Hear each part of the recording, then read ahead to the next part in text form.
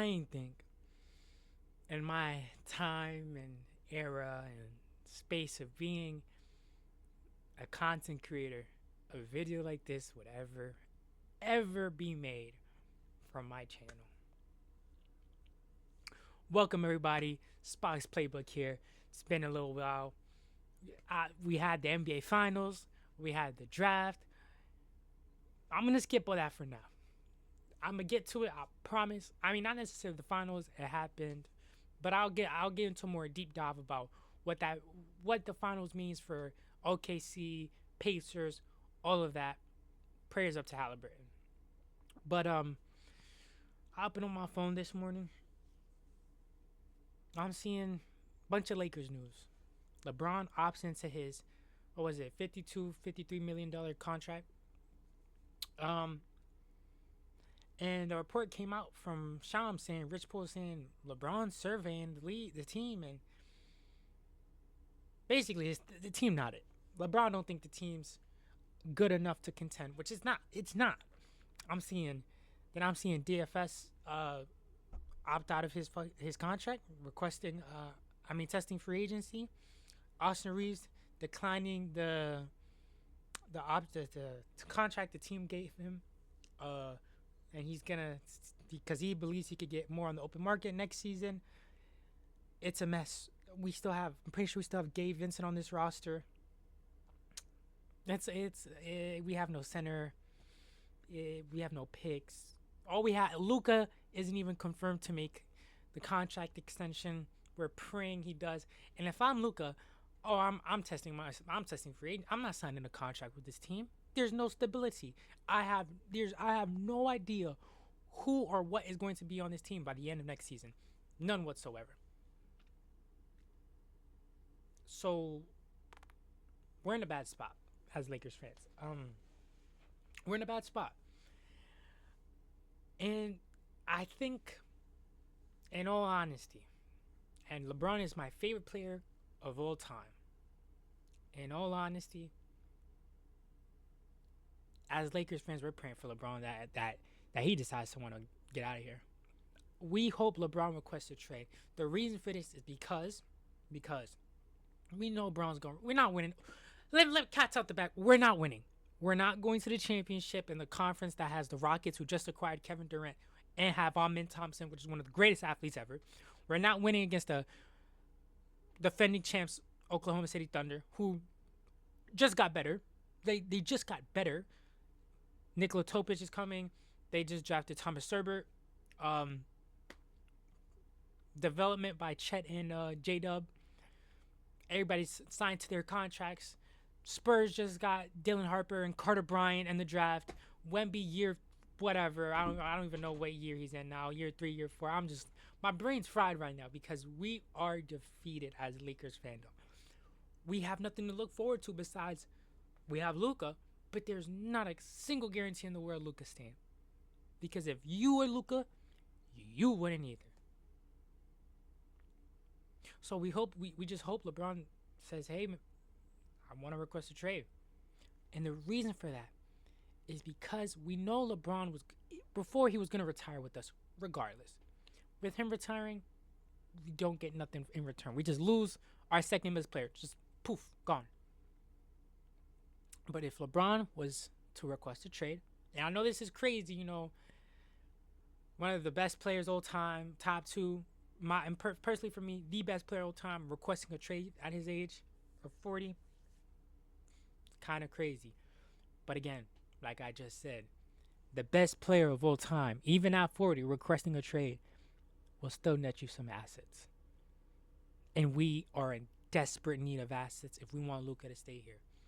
Because at the end of the day, we have to look towards the future of this franchise.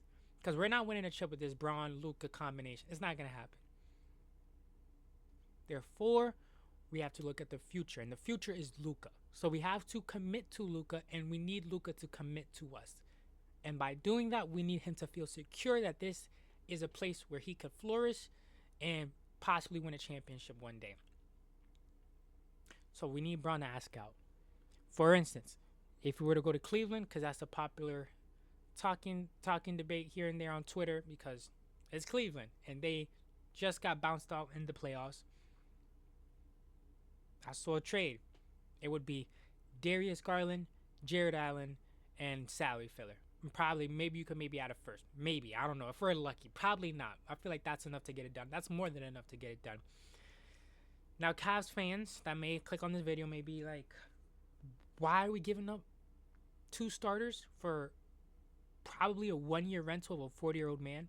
Understandable. But, Cavs fans, me personally, I'm not high on Darius Garland. I'm not. I generally don't think he's that good. Don't get me wrong. I think he's still a fantastic. He's a good player.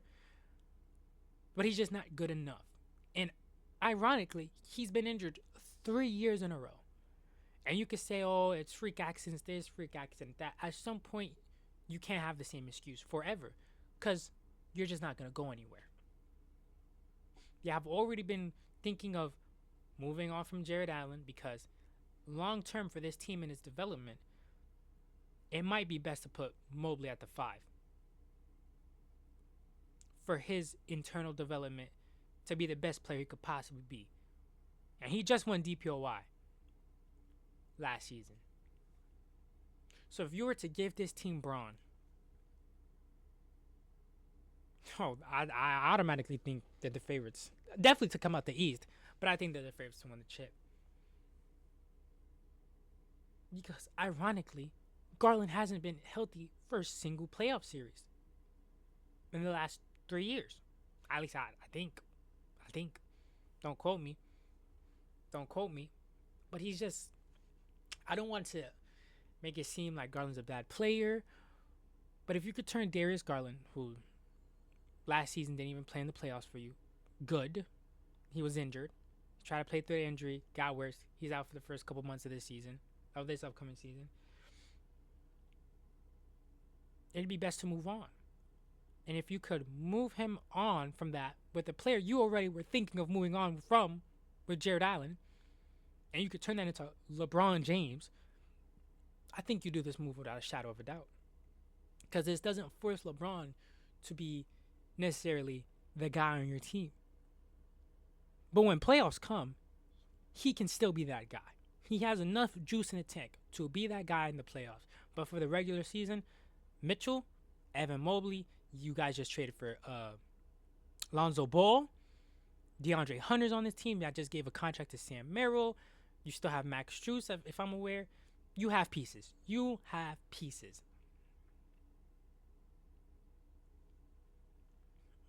And for the Lakers, you get a young guard in Darius Garland, who, yes, has had injury issues, and when he has played, hasn't been necessarily anything out of this world. But he is a young, valuable piece who can play alongside Luka. The same way Kyrie and Luka played in Dallas. Similar.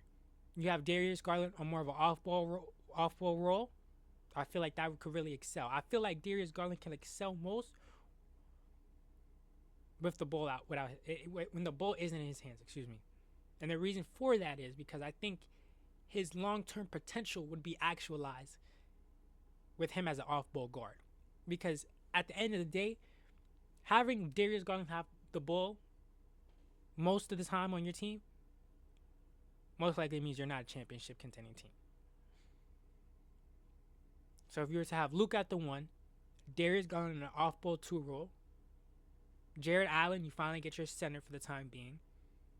Then you can move on from Austin Reeves as that contract that he's reported to be available for of $260 million or whatever the case may be. We're not offering that. We shouldn't offer that. We shouldn't even be thinking about offering him that. Don't get me wrong. Austin Reeves is a great shooting guard, one of the best shooting guards in the league, I believe. He's not that type of good. What it was like, I forgot what it would be, like 40 to 50 mil type of. No, we're not. No, we shouldn't pigeonhole our franchise to giving him basically a max. He's not a max level player by any means. He's not. So with that, we'll be able to then move on from Austin Reeves, turn him into even more valuable assets, so on and so forth, and we can get ourselves out of this doom and gloom of just no light at the end of the tunnel. Besides that we're the Lakers and that we'll probably get somebody eventually just because we're the Lakers. whatever. But LeBron asking out necessarily wouldn't be bad for the Lakers organization. I think it helps them more than it's a bad thing, because it gives them the opportunity to acquire premium assets. Because regardless, teams will trade premium assets for a 1 year rental of Braun. This isn't like a washed up player that's kind of good. That no, it's still LeBron. He's still one of the top 15 players in this league, and you will give up those assets if you believe, hey, if we just add Braun to this, we subtract these pieces, we add Braun to this team, we think we can win a chip. You pull that trigger, and I really think Cleveland would be the perfect scenario for Braun, as he doesn't have to exert himself offensively or defensively. He doesn't have to do either way because they have a supercharged offensive weapon in Donovan Mitchell and just the DPOY last season, Evan Mobley. And they have enough pieces around them with Alonzo Ball, DeAndre Hunter, Sam Merrill, so on and so forth, to have pieces around them, shooters, and they even have assets if they want to get more. With that being said, I'm Spock Playbook. Thanks for watching the video. Like and subscribe. Man, LeBron, request that trade, baby. Catch y'all. Peace.